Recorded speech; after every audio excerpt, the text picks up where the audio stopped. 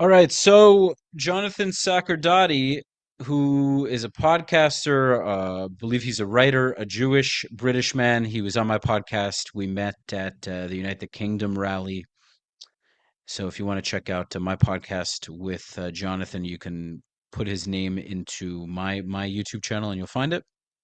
But we're going to react to his recent speech at Oxford, which was posted a few days ago. So make sure, as always, to subscribe to the channel, leave your comments, like the video, follow me at Rafi the Realtor for all of your real estate needs in Miami and the greater South Florida area. And you can support the channel by going to the Buy Me a Coffee link in the pinned comment or description. Let's get into it. Well, it's very good to be back in the Oxford Union.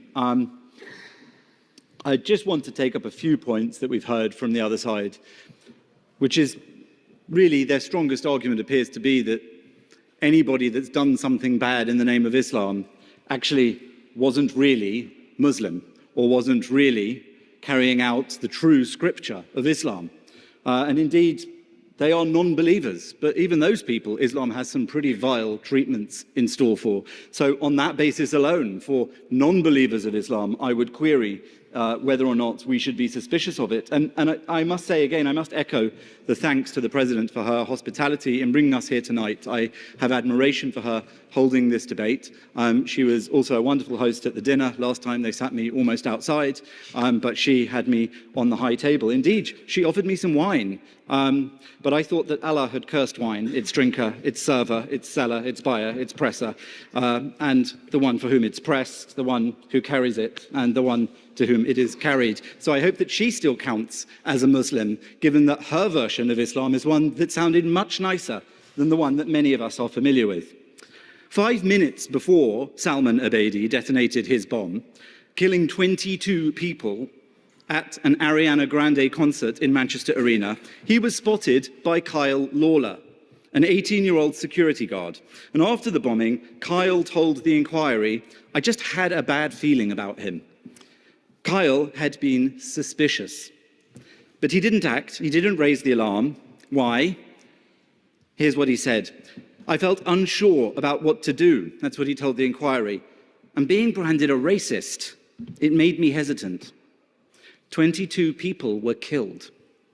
This is a lesson in ignoring suspicion, and it's one that the West needs to learn urgently. No, thank you. I've had phone calls this week from friends, family, colleagues. Some called to praise me for my courage. It's important to note Jonathan is a gay man. And he's also just tired of the shit. He's so tired of it. You can see it. He's fucking tired of it. He's very intelligent. I haven't watched this yet. I'm very excited to watch this because some of these I've seen before I react to them. To question my sanity for coming back here, and one or two who begged me not to speak with you tonight. Why? In what way does it take courage to come and speak at a student debating society? Why would it be foolish for my safety to debate at the invitation of a Muslim woman with two Muslim men and a mock Victorian Catholic knight? We all know why. Which bit is mock? Well, the Victorian.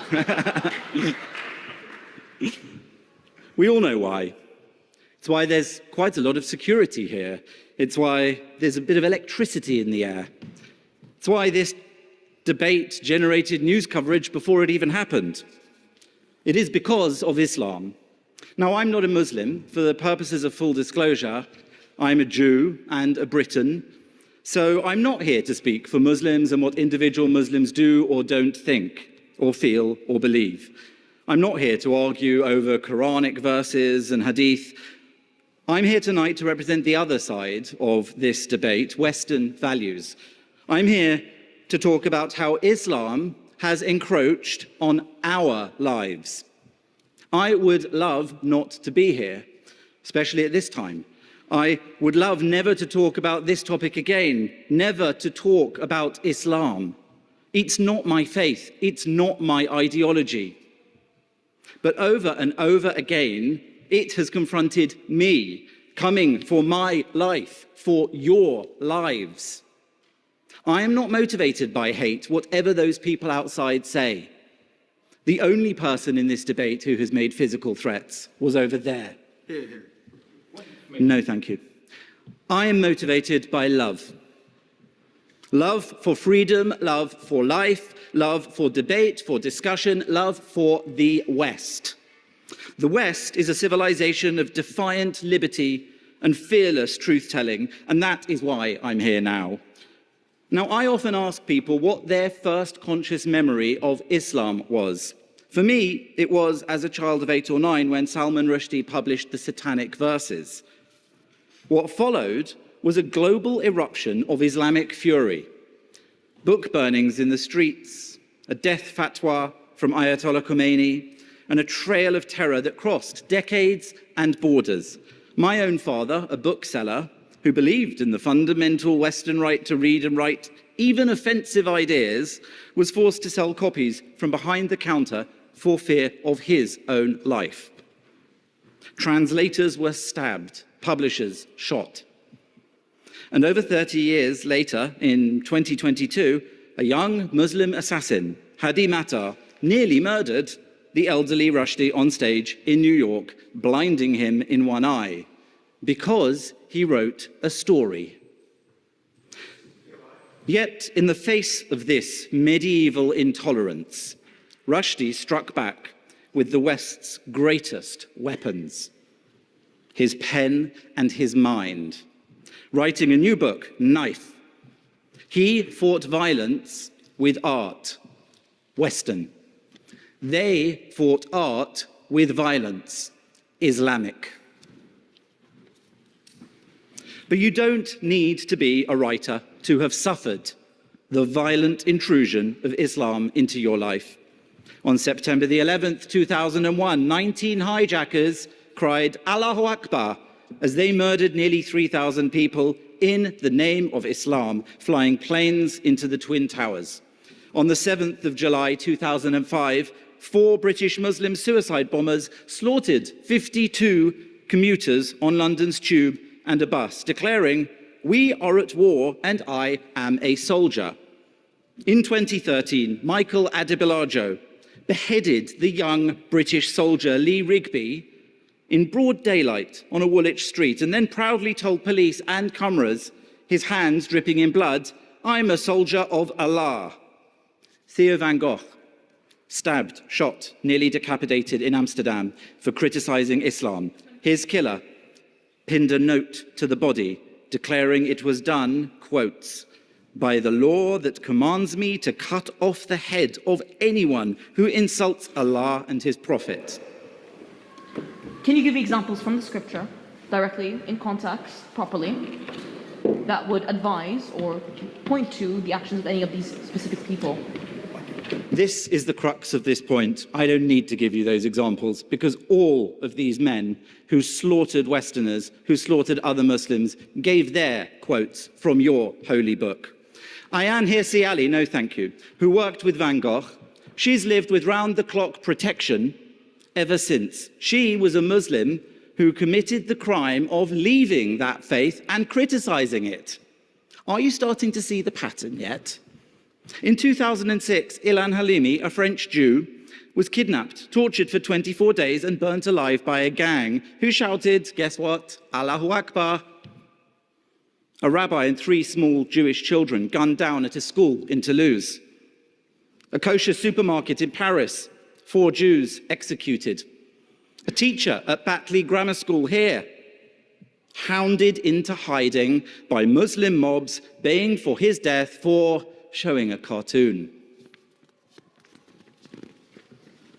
Charlie Hebdo, 3 gay friends in Reading, David Amos MP, Streatham, London Bridge, Westminster Bridge, Parsons Green, Manchester Victoria Station, journalists, gay men, Jews, MPs, commuters, police, ordinary citizens. The list goes on and on. Dishonest people will tell you that this is not Islam, but extremism. Extreme what? Extreme Jainism, extreme Quakerism. The 2 converts to Islam opposite cannot deny that those killers were Muslim, following their Islamic beliefs. They said it themselves. The list of Islamic contributions to our Western life demonstrates that human cost. The human cost that makes people in here afraid to even talk about Islam. That's why we're suspicious of Islam. And don't worry, I know that Islam is not all violence. It's also political. In 1928, Hassan al-Banna founded the Muslim Brotherhood, a disciplined movement to reverse the fading of traditional Islamic life in Egypt, building an entire alternative Islamic society. I have another couple of pages, which I hope you'll give me the courtesy of. Building an entire Islamic society, mosques, schools, charities, youth groups, businesses, institutions, which they then spread to the West. And their devised strategy was one of patient Islamic transformation from within. A civilizational jihad. Don't worry, that is not a far-right name made up by Tommy Robinson or me. That's actually what they called it, and we know that because the FBI seized their 1991 explanatory memorandum setting out the plan to settle in the West, build Islamic centers and bases, infiltrate institutions, and work until, quote, Allah's religion is made victorious over all other religions. No, thank you. Nearly a century later, they are widely accepted across Europe and in the US and much of the West as a dangerous threat to democracy. So Islam doesn't only attack with bombs. Sometimes it uses our own freedoms and our own land and our own institutions against us. And Islam's ambition to spread is not always so subtle. Historically, Islam is an ideology of conquest and expansionism. After Muhammad's death in 632, its armies burst out of Arabia and within a century conquered much of the ancient Christian world, the Middle East, North Africa, Egypt, Syria. They pushed into Spain, Al-Andalusi, where's that name from? They reached France, halted at Tours in 732. The honourable gentleman give way. Yes. Reminded what happened in 1492. Thank you for the reminder. Forgotten it that the Muslims were expelled along with the Jews from Spain by Christians. They were indeed. These sorts of wrongs have happened between all religions throughout history. And 14th century, excuse me, absolutely. And if you would like to invite me back, Sir Rees-Mogg, I would be delighted to debate your religion and your faith and the wrongs that it has done my people as well. But that is for another evening. Oh, Jonathan Sacerdoti. Oh boy. Oh boy. Yeah, Christians are going to get hammered if he does that. Oh. Whew. Damn, I'm not reacting in the middle of this because it's so good. Jonathan is just, wow.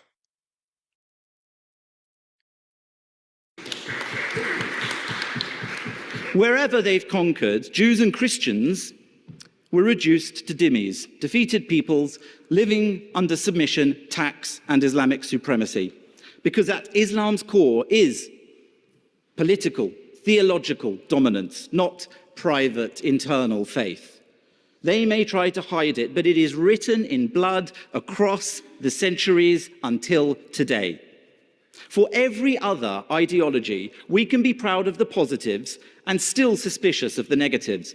But some people are so quick to list all the great things they say Islam's contributed. The second speaker, that he gave some money once to an old man who was in need. But they utterly reject any Islamic connection to all the dreadful things that I've mentioned tonight. The bits they like, those are all Islam. But the bits they don't like, well, not Islam. Totally binary. In an era when being non-binary is all the rage. Everything today is on a spectrum, except Islam. So, I'm asking you to believe your own eyes, to accept your own survival instincts, apply the same rational thought to Islam that you would and should to any other set of ideas and behaviours. Kyle Lawler, that Manchester Arena security guard, will live forever with the heavy weight of ignoring his suspicion. Don't be Kyle Lawler. Don't be afraid to call out an urgent danger that you instinctively identify just because you're afraid. What we have in the West is worth protecting. Our freedoms, our culture, our ethics, this university, this country, all of it. And it can compete, it can win, but only if you stay curious, stay intelligent, stay suspicious, especially of Islam. All right, folks, you heard it there first. Jonathan Sacerdoti, bravo to you, sir. You knocked it out of the park. Absolutely knocked it out of the park. Wow. Amazing. Amazing. Leave your thoughts, guys. I got nothing to add. He killed it. Unreal. Unreal. Make sure to subscribe, like, share, leave your comments. Follow me at Rafi the Realtor on the gram for all of your real estate needs in Miami and the greater South Florida area. And you can go to the description or pin comment to donate to the channel. I would appreciate anything you felt like offering, and I hope you'll tune into the next video. Until next time, peace.